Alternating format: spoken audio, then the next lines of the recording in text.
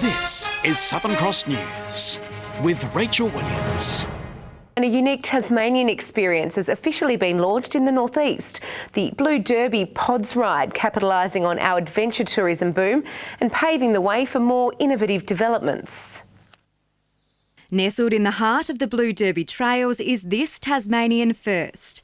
Purpose-built pods sitting in the wilderness, situated around a central hub. We're aiming at that soft adventure market, so someone who likes to have a bit of fun and adventure on their holiday, but also likes the comfort at the end of the day. The Blue Derby Pods ride is a 3-day all-inclusive experience. Developed by Tara and Steve Howe, the $1.5 million project has been 5 years in the making. The young Tasmanian couple say they saw the potential of Derby's trail network and wanted to be part of it. We wanted to have it in a beautiful natural environment. The project was given the green light by the state government in 2015. This combines everything that's special about Tasmania. It's the sort of thing that's keeping Tasmania in the spotlight. It's the sort of reason why we are the nation's premier tourism state. 3 guides are already employed as part of the experience, that number expected to rise to 8 for next season. Constructed by local companies, the hub also includes some special touches. If you want to get even further away from other visitors, you can also sneak into this little reading nook, but first you have to find it. The Premier only too keen to shut himself away from the rest of the world. I could do one of those at home. Today's opening comes off the back of Derby hosting the Mountain Bike Enduro World Series. The Dorset Council plans to construct new trails around the old tin mine from September. But the Premier remains tight-lipped about whether his government will financially support the trail expansion. So will there be money in the upcoming budget? You'll have to wait and see. Monika Dadson at Southern Cross News. There's been more infighting within the suspended Glenorchy City Council after a request was granted to extend the Board of Inquiry process. Suspended Mayor Christy Johnston says she's outraged. Aldermen will now have another month to respond to the board's second draft report. It's not in the interest of the community to have this continued delay, and I call on those aldermen who are continually delaying and obstructing the Board of Inquiry process to stop. If they really care about the community that they're supposed to be serving, they need to stop this, let the board conclude its report and let the Minister make a decision. Clearly, the dysfunction continues and it's not serving anyone's interests. The Alderman's fate is hanging on the final outcome of the inquiry after Peter Gutwin suspended the council in February. The inquiry has already cost $650,000. Tasmanians are being encouraged to learn the basics of compression-only CPR and first aid, with St John Ambulance's mobile lab visiting Hobart this weekend for the first time. Willing participants were shown how to administer the life-saving technique, with organisers keen to show it's not as hard as many think.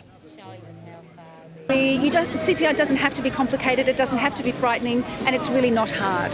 So get in and have a go. At least 90% of cardiac arrest patients have received bystander CPR by the time the ambulance arrives. We know that CPR saves lives. The visit coincides with the National St John's Conference in Hobart this weekend. Hobart City Mission is teaming up with local restaurants to collect donations as part of its winter appeal. This year, the +2 campaign will see participating food outlets donate $2 from every bill to help Tasmanians in need. Over 1,500 people in Tasmania are considered homeless, and that means they don't have secure accommodation, they don't have somewhere to keep warm, and most of the time they don't know where their meals are going to be coming from, and that makes winter really hard. All donations will go towards the Emergency Relief Program, which provides food packs and clothing. Hawthorn's resurgence lasted all of 1 week, with Alistair Clarkson's men humiliated by St Kilda in Tasmania. Nick Riewoldt kicked 4 goals, including his 700th, as Hawthorn's 19-game winning streak in Launceston came to an abrupt end. The St Kilda cheer squad was quick to point out that Hawthorn's demise is the Saints' gain, and Nick Riewoldt was keen to secure as low a first-round draft pick as possible. Oh, he dropped it. He thought about playing on. Well, it doesn't matter how. A running Tom Mitchell goal got the Hawks on the board as St Kilda dominated the early stages, only to lead by 9 points at the first break. The second quarter proved much more fruitful. Weller from 50, drives it long. Spectacular. A free kick in the goal square on the stroke of half-time gave Josh Bruce his second and the Saints a 22-point buffer. The third quarter starting with goal number 700 for Riewoldt. Bends it back, one of the AFL's all-time greats. The Saints piling on 8 straight majors as the Hawks were blown out of the contest. This is getting embarrassing for the Hawks. 68 points down, Alistair Clarkson implored some response from his side, but the Hawthorn Q was in the rack. And he accentuates the pain for Hawthorn. Inaccuracy from the Saints, the only saving grace. Oh, it's at the post. There's one for the lowlights reel. The Hawks' Launceston fortress no longer. If we continue to have performances like that, then there'll need to be catastrophic change, and we're going nowhere quickly right at the present time. TSL and Lauderdale has kick-started its season with a 13-point win over Hobart City Demons. Hobart City led at quarter time, but kicking with the wind, Lauderdale banged on 3 goals to 1 in the second term to take a 1-goal half-time advantage. In a low-scoring affair, the Bombers were better in the second half, but only just. They held on for a 13-point win, their first of the season. Elsewhere, Devonport and North Launceston are currently doing battle under lights. Glenorchy meet Burnie and Clarence play Launceston tomorrow. Meanwhile, the Tassie Mariners fought hard but went down to the Gold Coast Academy in Queensland by 14 points this morning. Jason and John White have claimed their 6th Targa Tasmania crown. The champagne flowed in Hobart this afternoon as the pair edged closer to an all-time Targa record. The Whites led for 5 days straight and only dropped 1 stage along the way. On the 6th day, 6 Targa victories was made official. Jason and John crossing the line 34 seconds ahead of their nearest rival, fellow Tasmanian Michael Pritchard and navigator Gary Morand. Pritchard threw everything at White on the final day, but in the battle of the Dodge Vipers, Jason's reigned supreme.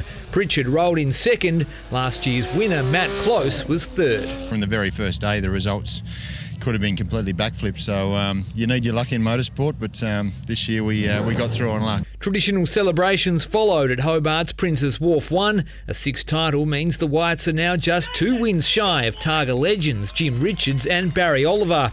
Hockey and Tasmania's under-18 boys have missed out on bronze at the National Championships. Western Australia 2 strong, running out 4-2 winners in Hobart. And in the quarter-finals of the statewide Lacaselle Jack Cup, Olympia snuffed out lowly Nelson United with ease, booking a place in the semis with a lopsided 12-0 victory. Sklenar and Wadawu dominant in the win. Good evening. Some shower activity in the west today. Hobart reached a top of 18. Launceston was 21 degrees. It was 19 in Burnie and 20 in Devonport. It was 20 degrees at St Helens today, 19 at Lowhead, Wynyard, Friendly Beaches and Bushy Park, 16 degrees at Maria Island, Strawn and King Island, while Lyowini reached a top of 13.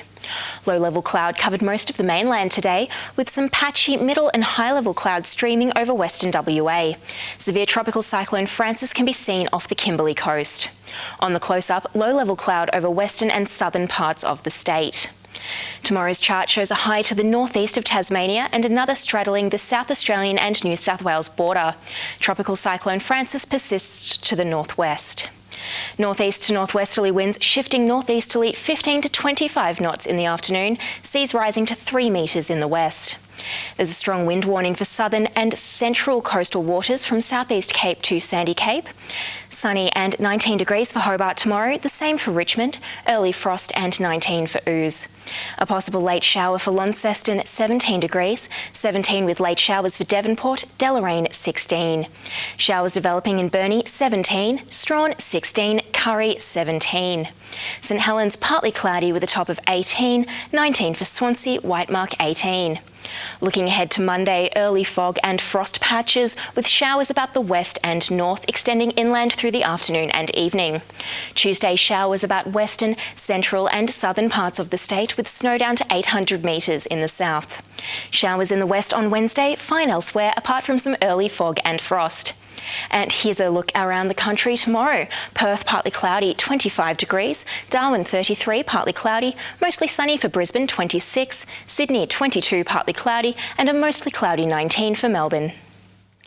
And in Hobart, 12 degrees, partly cloudy right now. Launceston 14 and clear. Devonport 13 and clear. Looking like a lovely night, Rach. Sounds lovely. Thank you for that, Britt. Well, before we leave you tonight, the Give Me 5 for Kids bike raffle has been officially launched at Harley Davidson, with all proceeds helping to support sick children in Tasmanian hospitals. The aim is to raise more than $50,000 statewide. It's a wonderful feeling to have such an amazing piece of equipment between your legs. The raffle will be drawn in October. That's all your news for now. Thanks for joining us. I'm Rachel Williams. Good night.